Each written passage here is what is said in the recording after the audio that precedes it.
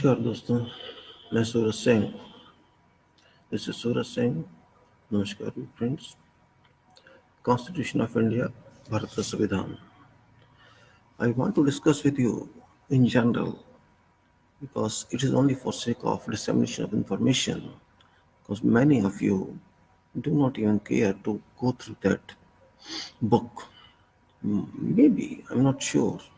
I should like to discuss few points just for a few minutes so that we augment our knowledge, we improve general knowledge. मैं कुछ हिस्से संविधान के आपसे बातचीत करना चाहूँगा, क्योंकि मैं चाहता हूँ कि आप लोग भी कुछ जाने। बहुत से आप जानते होंगे या बहुत से नहीं भी जानते होंगे, लेकिन फिर भी सामान्यतः हमें जानना जरूरी है।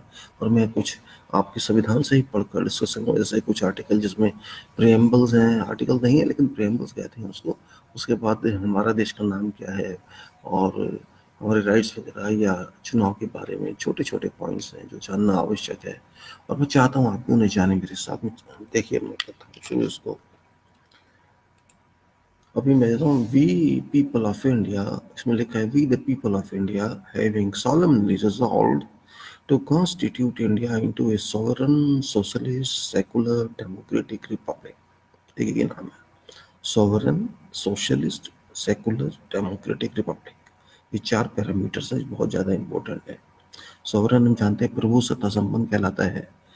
Socialist means we are all actually united and as one family, economically and financially. Secular means all cultures used to be in practice long back, and religious actions and conventions shall be recognized। सारी मान्यताएं जो कुछ centuries पहले होती थी या हमारे धर्म के बारे में जो भी हम मानते हैं उनको माना जाएगा।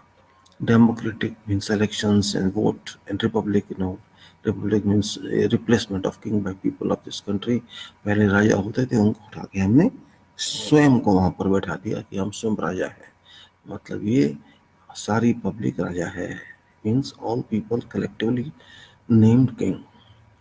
उसके बाद आता है justice, social, economic and political.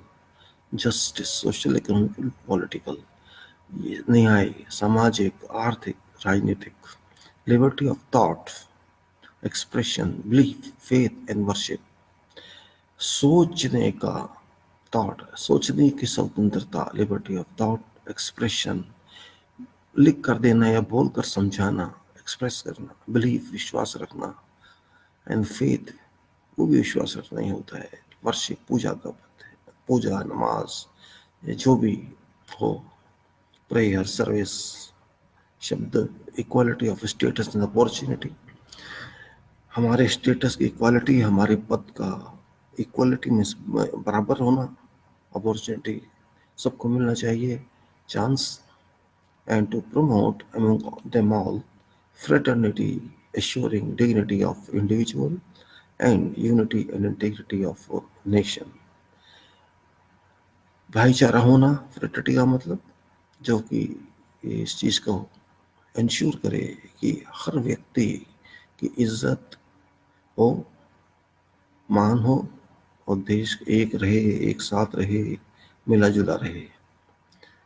ये प्रियम्बल है जो संविधान के आर्टिकल शुरू होने से पहले दिए गए हैं, और ये बहुत बड़ा मतलब रखते हैं संविधान में। हम सबको एक साथ रहना है, जस्टिस मिलना चाहिए सबको, सोसाइटी की, अर्थव्यवस्था की, राजनीति की, सबको स्वतंत्रता है सोचने की, expression, belief, faith and worship, and equality होना है स्टेटस की, भाईचारे के साथ रहना है। All these parameters indicate that we are a united people, we are integrated people, we are one society, we are staying as one family, and you can refer it to Vasudeva Kutum, which means it should be applied in such a way. There is no differentiation among religions of societies based on caste and sections and sects. This is what this preamble says. Means this is very big, vast meaning carried in this. It's not so easy to understand by a common man. Means if you analyze these 3 points, justice and liberty and equality, you will reach many chapters in politics and economics and various sectors of our constitution. Means let us briefly understand this. Means justice should be always not only your justice is delivered by courts. The court is one part of the justice, because court grant justice in comparison to law, but it's society, social justice means society should accept that, and economy as well, and political liberty of thoughts means nobody can stop you what you're thinking. Thinking expression is free. Nobody can bind you. Express what you're expressing as far as it is legal means nobody can stop you. Believe, and you can believe anything. Means you can believe God, you can believe Allah, you can believe there's a God, you believe there's no God. You can be religious, you can be atheist, whatever you want to be, you can be. Faith means you can think anything and you can believe in that. Nothing can stop you. कुछ भी सोचिए, कुछ भी करिए, भगवान को मानिए ना मानिए आपकी मर्जी। आपके विचार कोई रोक नहीं सकता, आपके विश्वास को कोई खत्म नहीं कर सकता। आप विश्वास करिए, मत करिए, आपकी इच्छा। पूजा करिए, मत करिए, आपकी इच्छा। इक्वालिटी ऑफ स्टेटस, आपका स्टेटस सबके सब बराबर है। एक छोटे से छोटा आदमी और एक बड़े से बड़ा आदमी से दोनों बराबर है। एक चपरासी और एक राष्ट्रपति दोनों बराबर है। कोई फर्क नहीं है कानून की लैंग्वेज में। कोर्ट में सब बराबर, समाज में सब बराबर, काम में सब बराबर, सोच में सब बराबर, पूजा में सब बराबर। स्टेटस है, अपॉर्चुनिटी। आप राष्ट्रपति बन सकते हैं, आप चपरासी बन सकते हैं, आप कुछ भी मत कीजिए, सोते रहिए, कोई पूछने वाला नहीं है। आप चाहें कुछ भी करें इस देश के अंदर, आपकी कैपेबिलिटी के हिसाब से, you do what ever you want, meeting your requirement depending upon your consistency and your competency. Nobody can stop you. This constitution preamble. Promote among them all is fraternity, means all are equal, all are brothers, all are related to each other. 132 people are, 132 crores people are related to each other. There is no differentiation based on caste, creed, sect, etc., etc., etc. I think you understand I mean. मैं समझ भी बता सकता था, जो बता दिया इसके बारे में, और बहुत लंबा भाषण दिया सकता है, लेकिन मैं यहाँ भाषण देने के नहीं बैठा। मैं सिर्फ कम्युनिकेट करने के लिए बैठा हूँ कि आपको सोचना चाहिए, इन प्रेम्बल को समझना चाहिए कि सारा का सारा संविधान ये प्रेम्बल बेस्ड है। All our laws are preamble-based. Constitution of this India is complying with all these coverages: justice, liberty, equality, fraternity. These are four major factors that rule this constitution and all laws which have been legislated under this constitution.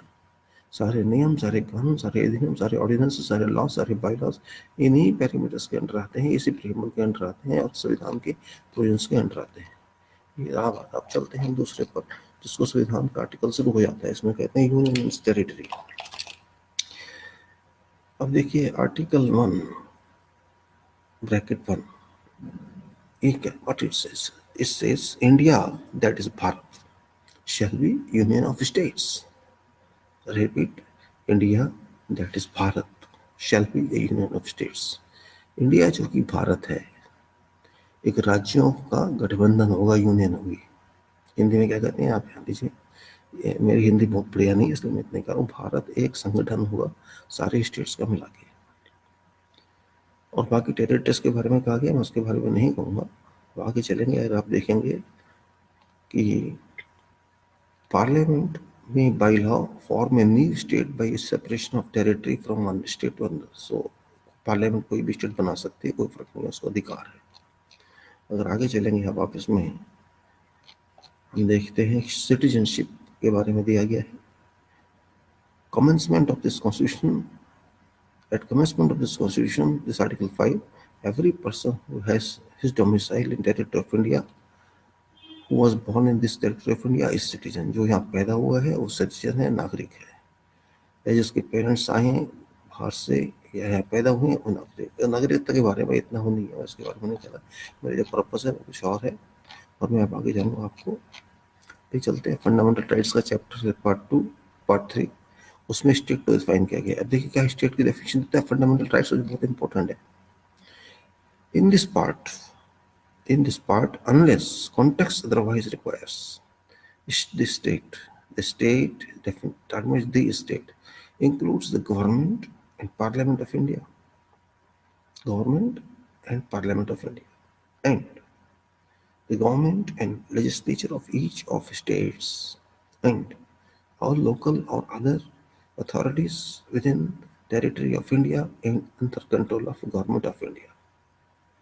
I repeat, in this part, unless context otherwise requires, the state includes government and parliament of India, and government and legislature of each of states and all local or other authorities within territory of India or under control of government of India।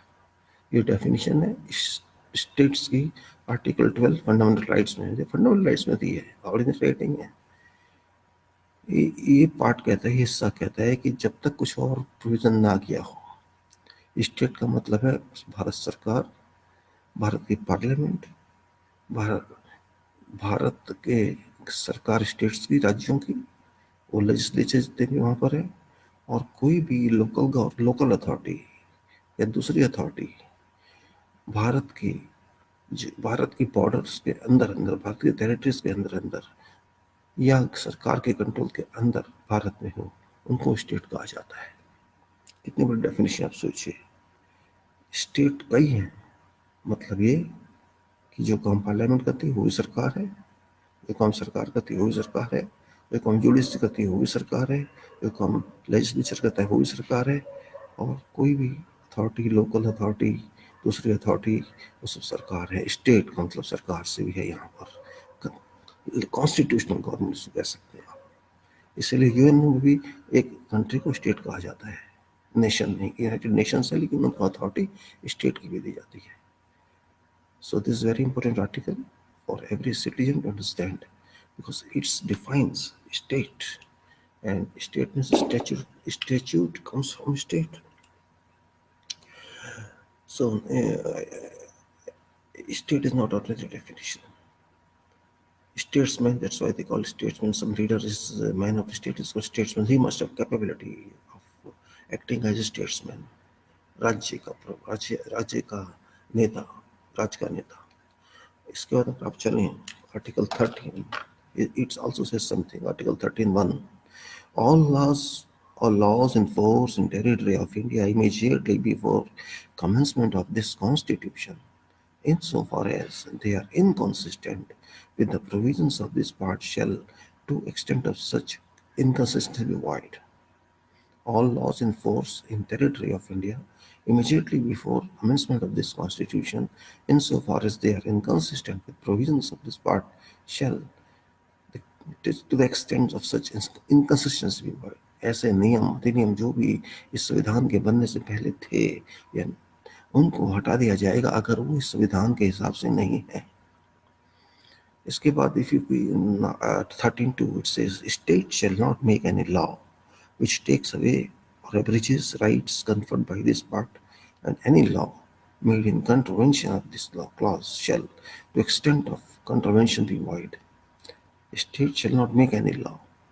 Understand? State shall not make any law which takes away or abridges rights conferred by this part, or any law made in contravention of this clause shall, to the extent of contravention, be void.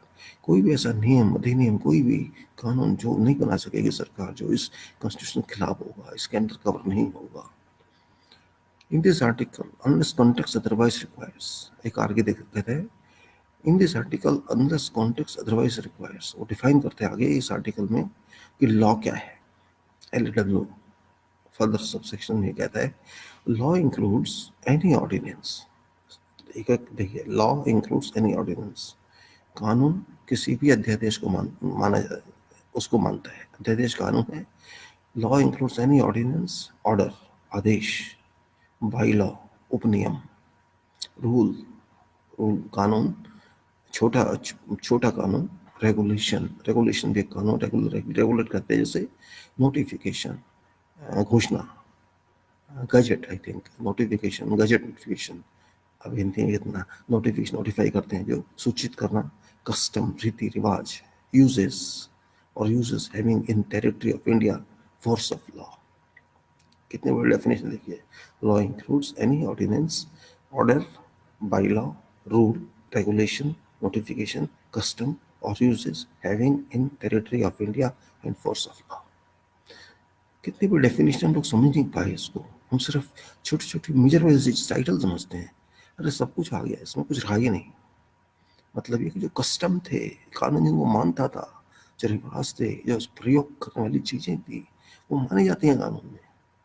Ordinance मानते हैं, order मानते हैं, by law मानते हैं, rule मानते हैं, regulation मानते हैं, नोटिफिकेशन मानते हैं, कस्टम मानते हैं, यूजेस मानते हैं, जो भारत की टेरिटरी में थे, फोर्स ऑफ लॉ में माने जाते हैं। और इसके बाद लॉ इनफोर्स देखिए। लॉ इनफोर्स दूसरे सबसेक्शन में इंक्लूड्स लॉज पास्ड और made by A legislature or other competent authority in territory of India before commencement of this constitution, and not previously repealed, notwithstanding that any such law or any part thereof may not be then in operation either at all or in particular areas. Repeat. Laws in force includes laws passed or made by a legislature or other competent authority in territory of India before commencement of this constitution and not previously repealed, notwithstanding that any such law or any part thereof may not be then in operation either at all or in particular areas. वो नियम वो कानून जो इस संविधान के बनने से पहले थे हमारी टेरिटरी पर भारत की लागू कॉम्पिटेंट अथॉरिटी द्वारा बनाए गए या किसी भी लेजिस्लेटर द्वारा बनाए गए वो सारे के सारे कानून मान्य होंगे और जिनको पहले हटाया नहीं गया होगा ऐसे कानून वो सब माने जाएंगे चाहे वो ऑपरेशन में थे या ऑपरेशन में नहीं थे वो लागू थे या लागू नहीं थे लेकिन यदि वो थे और उनको हटाया नहीं गया था तो वो सारे के सारे ऐसे ही चलेंगे उसको कहते हैं law in force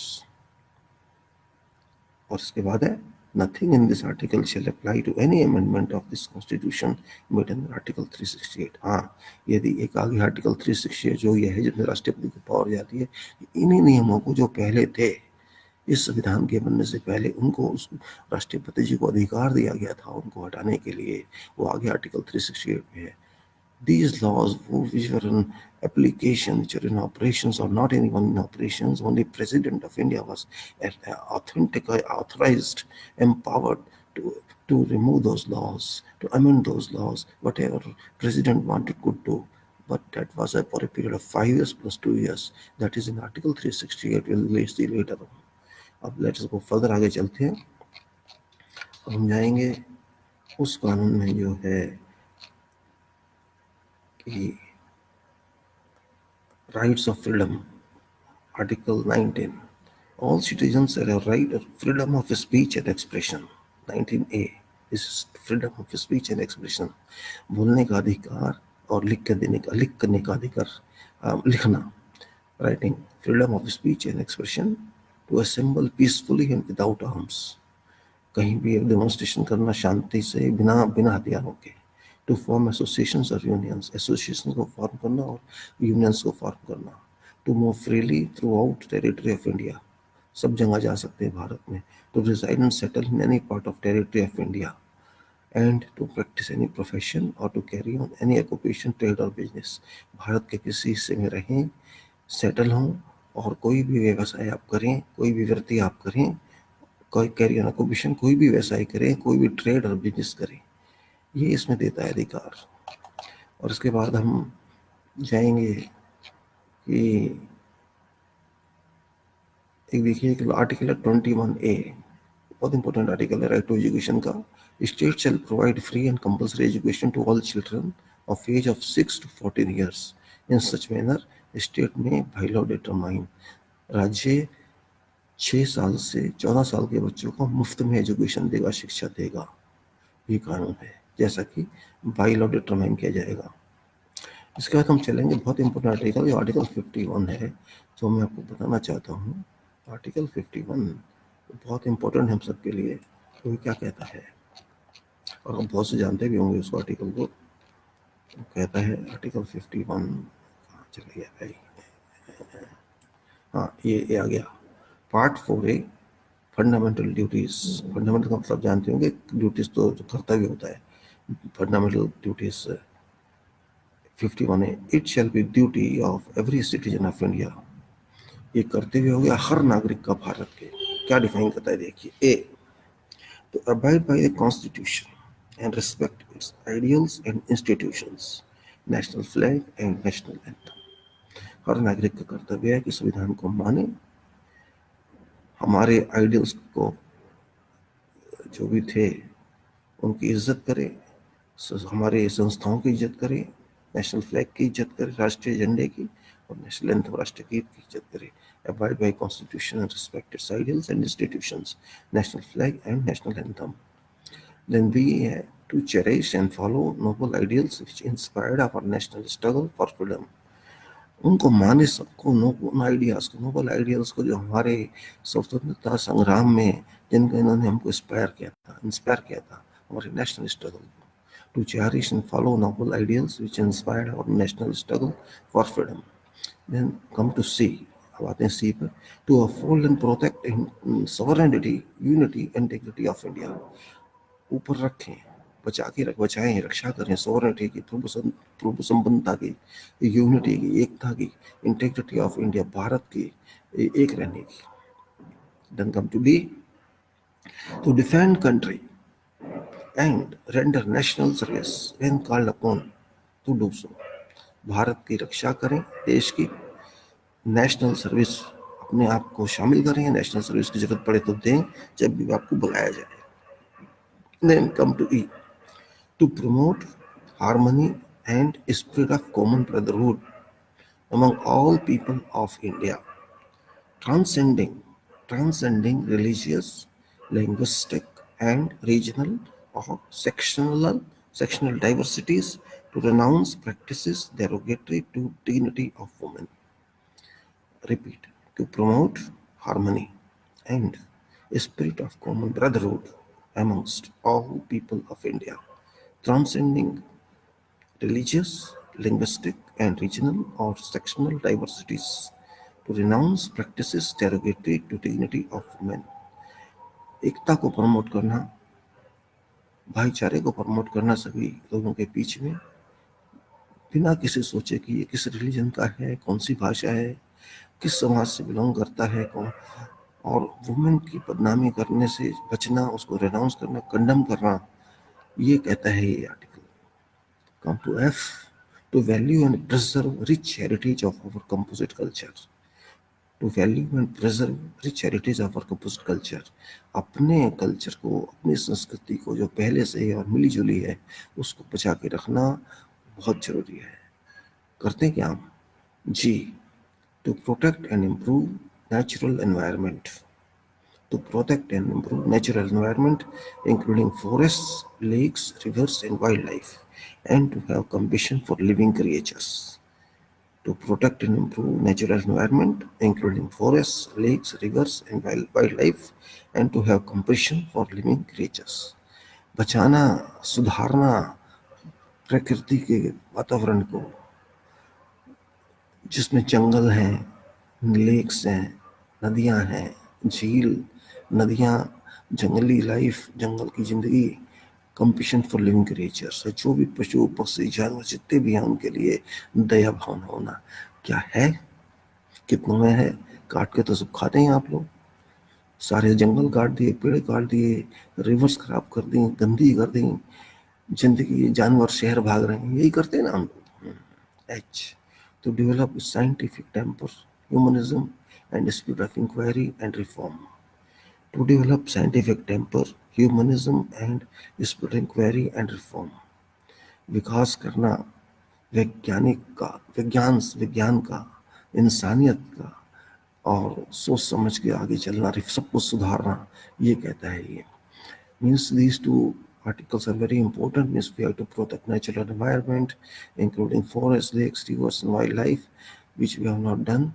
We have killed creatures, birds, animals, and everything. We are taking meat, and we are destroying trees and plants and everything, and we are not caring about scientific temper. Politicians don't bother about that.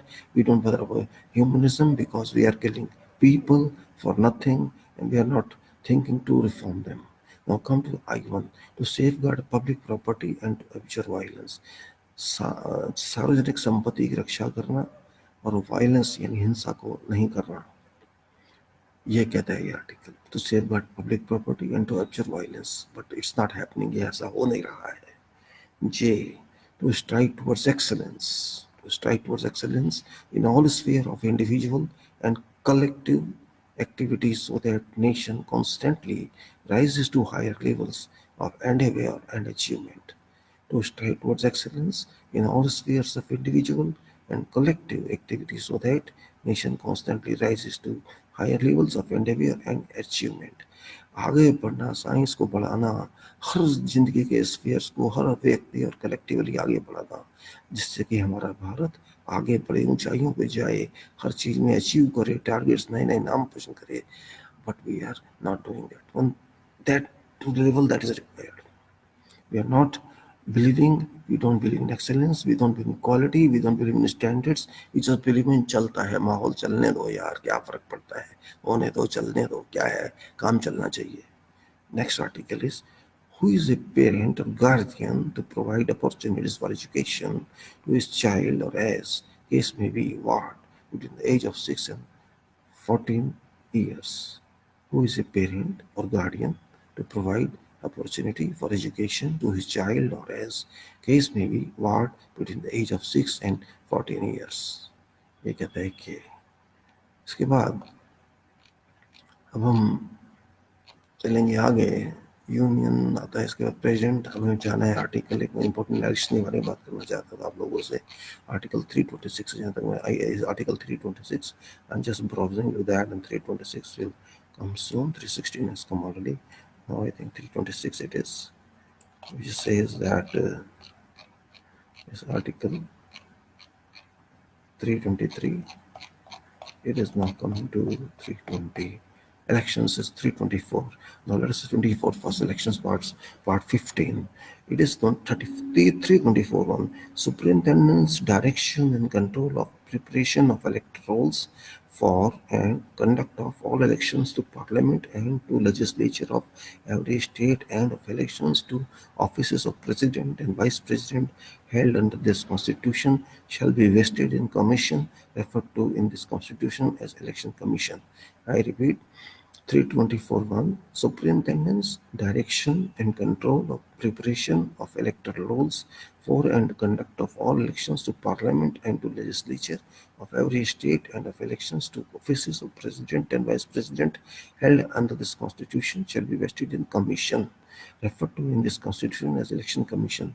जो इस commission में दिया, election इस article 324(1) में election commission कहा गया है, उसका काम होगा सुपरिंटेंडेंस करे सारे इलेक्शन, डायरेक्शन दे उसमें, कंट्रोल करे इलेक्टोरल रूल्स बनाने में, एंड कंडक्ट ऑफ सारे इलेक्शन कराए जो पार्लियामेंट के और स्टेट लेजिस्लेचर के होंगे, office of president and vice president के ऑफिस के होंगे। इन सब के लिए उसकी ड्यूटी है, कॉन्स्टिट्यूशनल ड्यूटी है कि इलेक्शन कराए।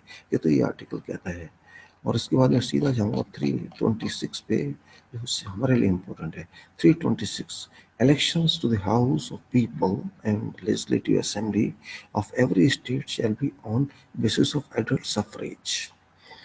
Elections to House of People and Legislative Assembly of every state shall be on basis of adult suffrage.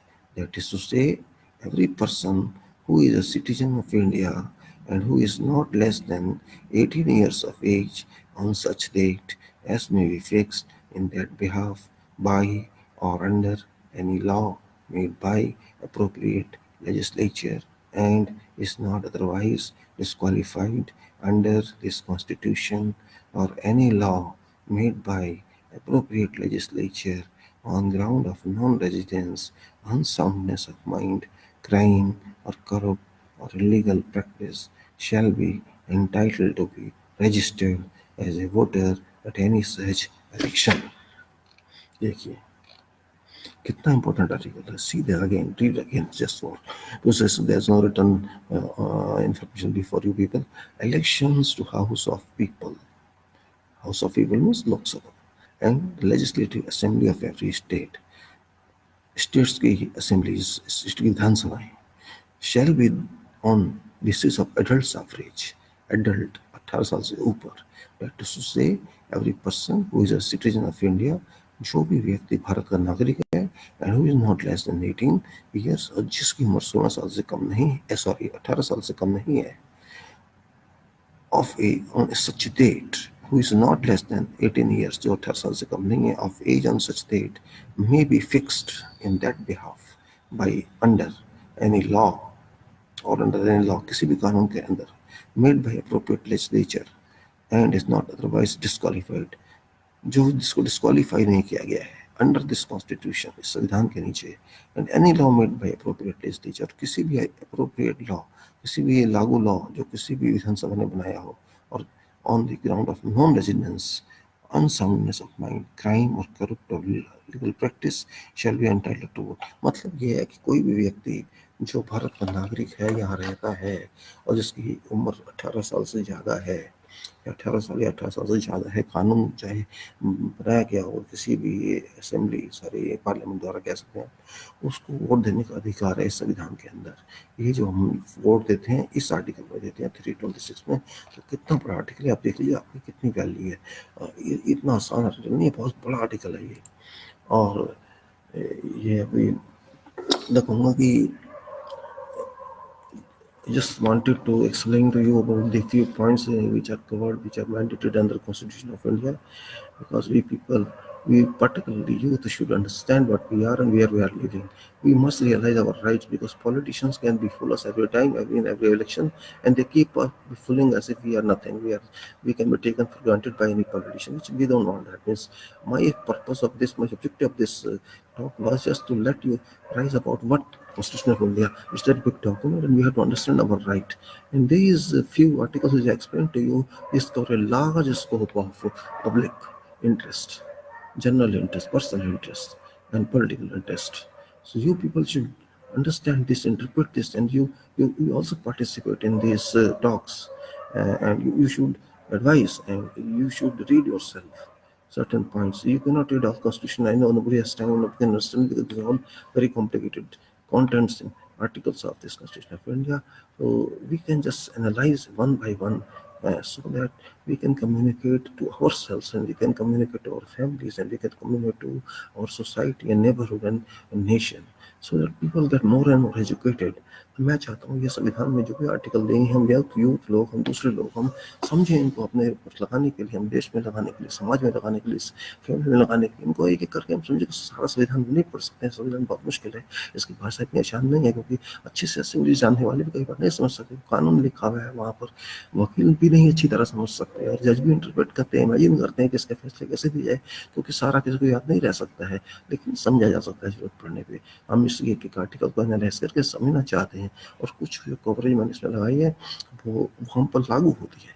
इसलिए I request to all you people to give some time, wherever you have, to yourself to read this constitution, and particularly those points which are applicable to us, and get more and more knowledge, and disseminate more and more to us. Thank you very much for your attendance. Dhanyavad. Jai Bharat. Dhanyavad. Okay.